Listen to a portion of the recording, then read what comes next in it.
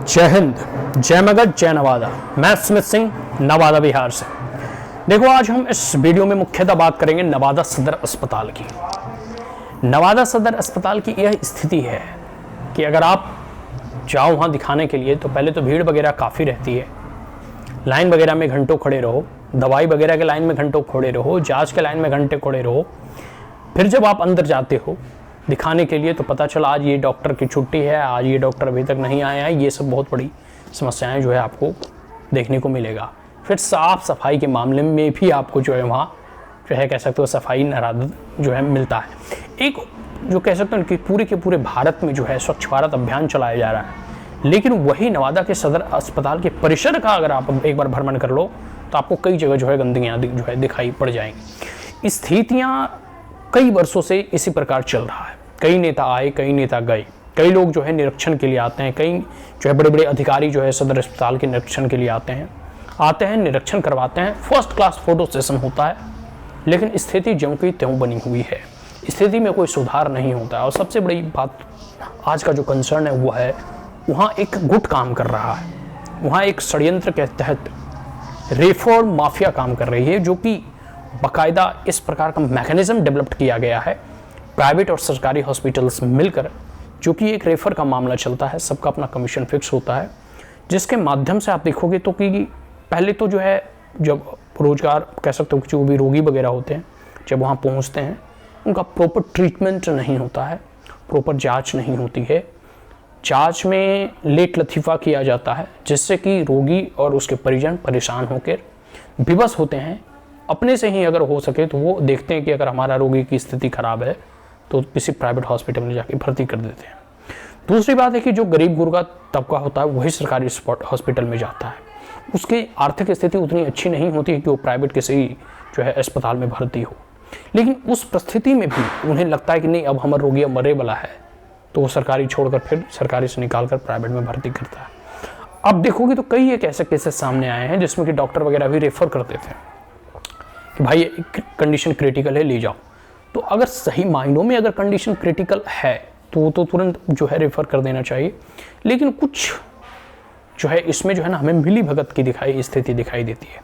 कुछ वहाँ बिचौलिए खड़े रहते हैं जो वहाँ से पेशेंट को उठाते हैं, कहते हैं चलिए हम आपको यहाँ एडमिट कर देंगे, ठीक है। और इस परिस्थिति में जो है उनका अपना परसेंटेज फिक्स होता है, उनका अपनी दलाली का जो है कमीशन मिलता है।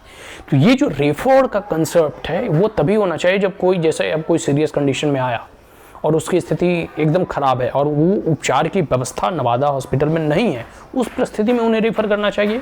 लेकिन जो उपचार पद्धति नवादा के स्तर पर मतलब एक डिस्ट्रिक्ट के स्तर पर उस डिस्ट्रिक्ट हॉस्पिटल में उपलब्ध अगर है, उस परिस्थिति में रेफर नहीं होना चाहिए, वो सदर अस्पताल में ही जो है उसका उपचार होना चाहिए। लेकिन पूरा का पूरा ये जो है एक माफिया तंत्र इसमें काम कर रहा है, पूरा का पूरा कह सकते हो कि एक इसमें दलाल तंत्र काम कर रहा है, जो कह सकते हो कि ये पूरे के पूरे नेक्सस है।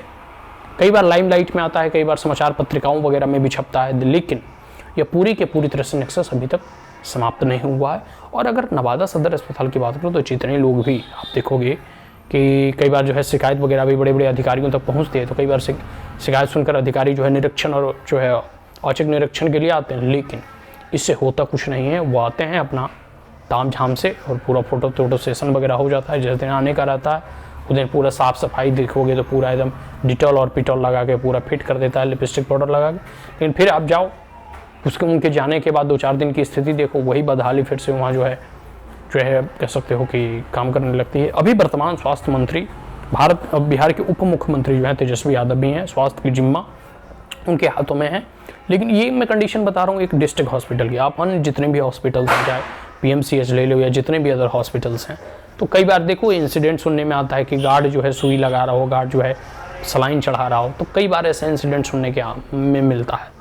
आपको बिलीव नहीं होगा कि बिहार से कई लोग जो है बिहार से पलायन करके अच्छे स्वास्थ्य उपलब्धता के लिए और अच्छे स्वास्थ्य कह सकते हो कि दिखाने के लिए जो है वो दिल्ली वगैरह आते हैं। सदरगंज वगैरह में चले जाओ, एम्स वगैरह में चले जाओ, भरे पड़े मिलेंगे आपको जो है बिहार के जो है बाशिंदे।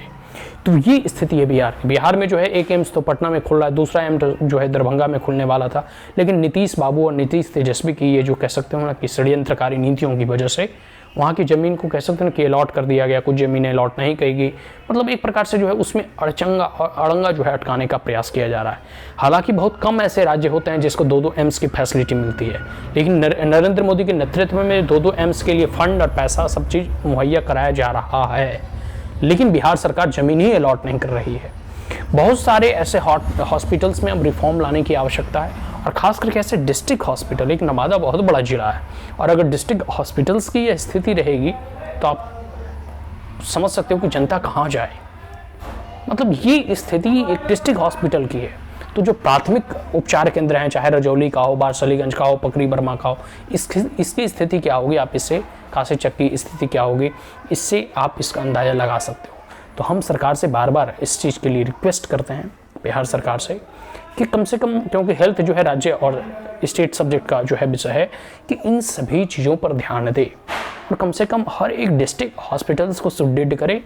एक एम्स जब खुल जाएगा, अभी दरभंगा एम्स के लिए भी ज़मीन अलॉट करे और बिहार में स्वास्थ्य प्रणाली को सुदृढ़ करें, ताकि जो poor and vulnerable section of the society होते हैं, जो गरीब तबका के लोग होते हैं, उन्हें बिहार से प्लान करके दिल्ली वगैरह में जो है, विलौर वगैरह में, रांची वगैरह में या अन्य जगह जो है उपचार के लिए ना जाना पड़े, वहाँ सही उपचार उनके गृह राज्य में ही जो है हो सके।